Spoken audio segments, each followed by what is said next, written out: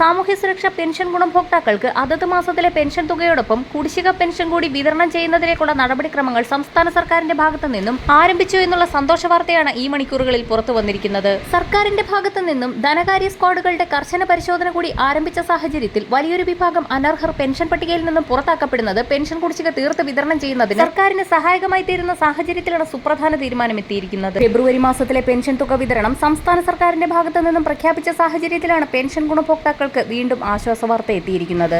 55 ലക്ഷത്തോളം വരുന്ന സാമൂഹ്യ സുരക്ഷാ പെൻഷൻ ഗുണഭോക്താക്കൾക്ക് പുറമെ കൃത്യമായി അംശാദായം അടച്ച് ക്ഷേമനിധിയിൽ അംഗങ്ങളായിട്ടുള്ള ഗുണഭോക്താക്കൾക്കും സർക്കാർ സഹായത്തോടുകൂടി വിവിധ സ്കീമുകളിൽ ഉൾപ്പെട്ട് പെൻഷൻ കൈപ്പറ്റുന്ന ക്ഷേമനിധി ബോർഡ് ഗുണഭോക്താക്കൾക്കും ആനുകൂല്യം എത്തിച്ചേരും. ഗുണഭോക്താക്കൾക്ക് ഒരു ഗഡു പെൻഷൻ തുക കൂടി അനുവദിച്ചതായി ധനമന്ത്രി കെ എൻ ബാലഗോപാൽ വാർത്താ സമ്മേളനത്തിൽ അറിയിച്ചു. പെൻഷനും മറ്റ് ആനുകൂല്യങ്ങളും വിതരണം ചെയ്യുന്നതിലേക്കായി 1920 കോടി രൂപ സംസ്ഥാന സർക്കാർ ചൊവ്വാഴ്ച മുംബൈ ഫോർട്ട് ഓഫീസിൽ ഇ-കുബേർ പോർട്ടൽ വഴി കടമെടുക്കും. 2025 ഫെബ്രുവരി 28 തന്നെ പെൻഷൻ തുക പൂർണ്ണമായും വിതരണം ചെയ്യുന്ന രീതിയിലാണ് നടപടിക്രമങ്ങൾ സംസ്ഥാന സർക്കാരിന്റെ ഭാഗത്തു നിന്നും ആരംഭിച്ചിരിക്കുന്നത്. ഈ സാഹചര്യത്തിലാണ് പെൻഷൻ ഗുണഭോക്താക്കൾക്ക് വീണ്ടും ആശ്വാസവാർത്ത എത്തിയിരിക്കുന്നത്.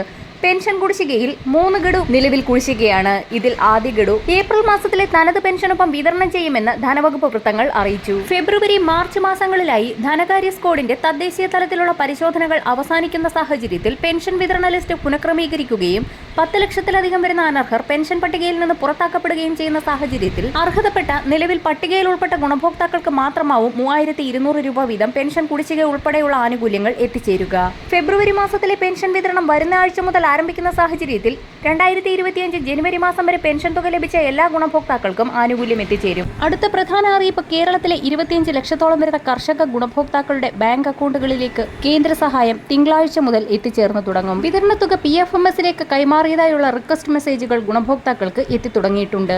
തിങ്കളാഴ്ച പകൽ 12:30 മുതൽ വിതരണം ആരംഭിക്കുമെന്ന് നേരത്തെ അറിയിച്ചിരുന്നെങ്കിൽ പോലും ഉച്ചയ്ക്ക് ശേഷം 2 മണി മുതൽ 3:30 വരെയുള്ള സമയത്തായിരിക്കും കിസാൻ സമ്മാൻ നിധി 2000 രൂപയുടെ വിതരണം ഉണ്ടാവുക എന്നുള്ള ഏറ്റവും പുതിയ അറിയിപ്പാണ് കേന്ദ്ര കൃഷി മന്ത്രാലയം ഇപ്പോൾ പുറത്തുവിട്ടിരിക്കുന്നത്. അർഹരായ ഗുണഭോക്താക്കളുടെ ആധാർ അധിഷ്ഠിത ബാങ്ക് അക്കൗണ്ടുകളിലേക്കാണ് തുക എത്തിച്ചേരുക.